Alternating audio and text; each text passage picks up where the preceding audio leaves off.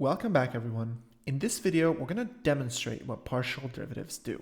But before we start, remember, the rate of change of the function with respect to one variable while keeping others constant or frozen is called a partial derivative. This is done to see how one variable affects the output of the function when all other variables are constant or frozen, okay?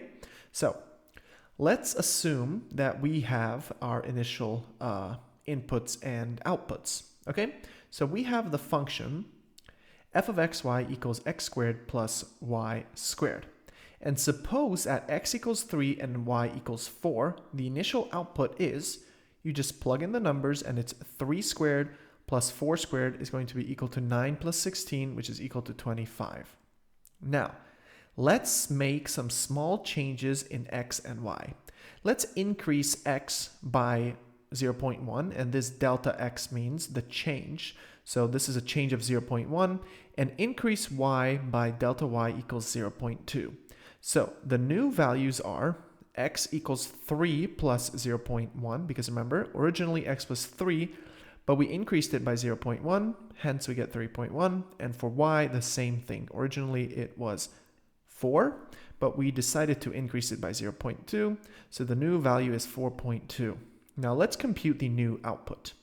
And the new output is, we essentially just plug in the values. We have 3.1 squared plus 4.2 squared equals 9.61 plus 17.64, which gives us 27.25. Now, let's see what the change in output is. So that's the delta f, or the change in the output value when we have 3.1 and 4.2 minus when we have 3 and 4. So essentially what we're doing is we're comparing how the outputs diverge. So remember, with the updated values, we got 27.25 over here.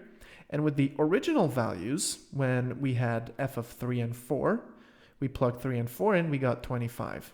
Remember, that's what we got over here, okay? So the difference is 2.25. Now, let's use an approximation, okay, through the way of gradients. So we're approximating using gradients.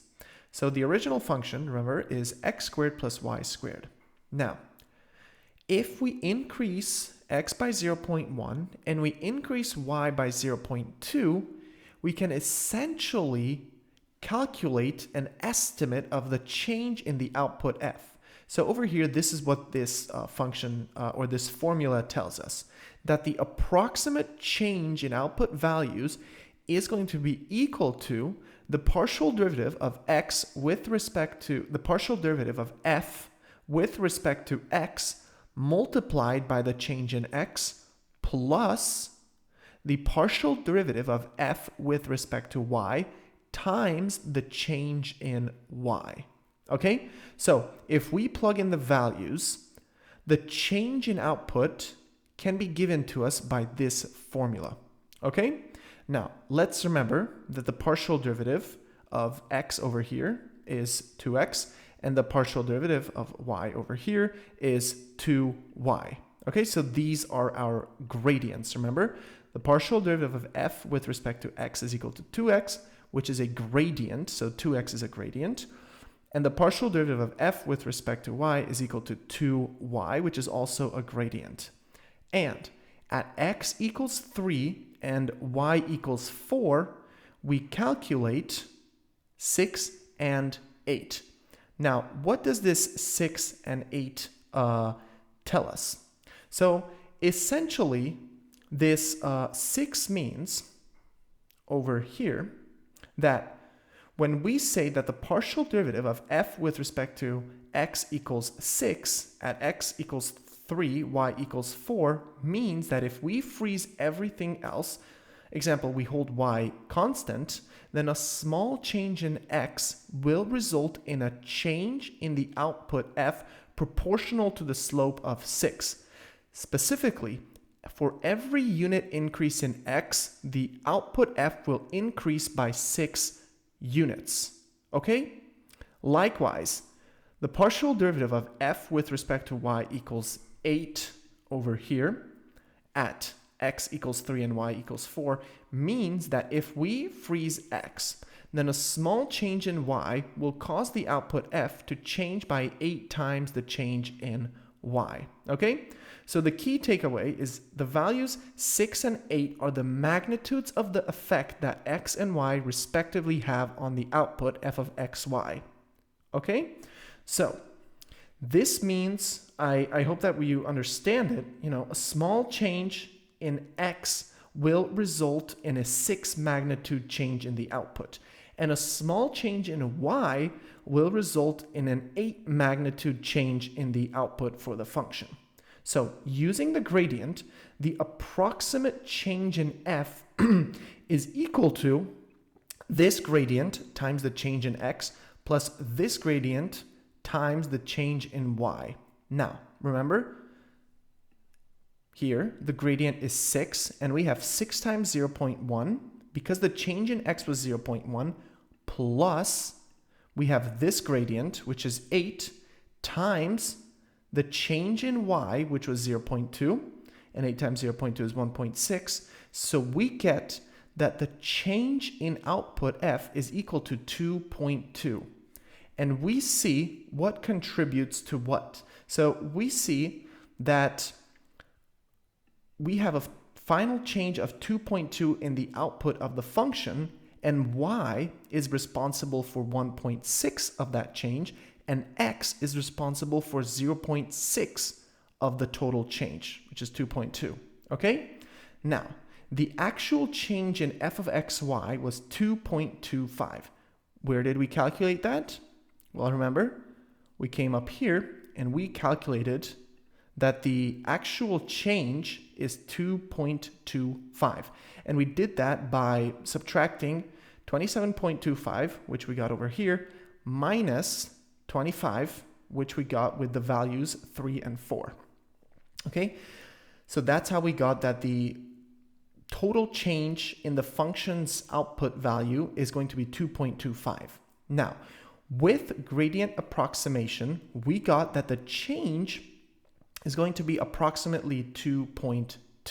So over here, you see the actual change is 2.25, and the approximate change using the gradients tell us that the change is 2.2.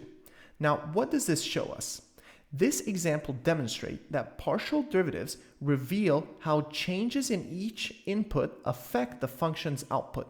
For x, the partial derivative is 6, meaning the output changes 6 times the increment in x. So a 0.1 increase in x results in a 0.6 increase in the output value. So remember, we changed x by 0.1. We increased it by 0.1, and hence the output of the function changes by 0.6. And likewise for y, the partial derivative is 8, meaning the output changes 8 times the increment in y. So a 0.2 increase in y results in a 1.6 change in the output of the function. And if we add these together, 0.6 and 1.6, we get the total change in the output of the function. Okay? So essentially, what does this show us? So this shows that the slope of the partial derivative determines the rate at which the function changes with respect to each variable. For x, the rate of change is 6, meaning the function changes 6 times as fast as the small increment in x. Similarly, for y, the rate of change is 8.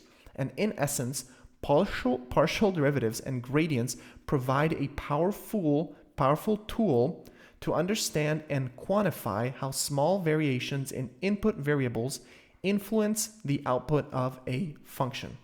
Okay, so I hope that made sense and you have a more clear understanding of partial derivatives. Okay, and just remember that partial derivatives can be interchangeably used with gradients. Okay, so for example, over here, this partial derivative of f with respect to x is equal to 2x, and we could also say that the gradient is equal to 2x over here. And likewise over here, the partial derivative of f with respect to y is equal to 2y. And this 2y is also a gradient, okay? So I hope that makes sense, and I hope that you now understand how partial derivatives work and how gradients work, and that essentially they tell us how a small change in x, y, z, whatever variables you have, affect the final output of the function. So thank you for your attention, and I will see you in the next video.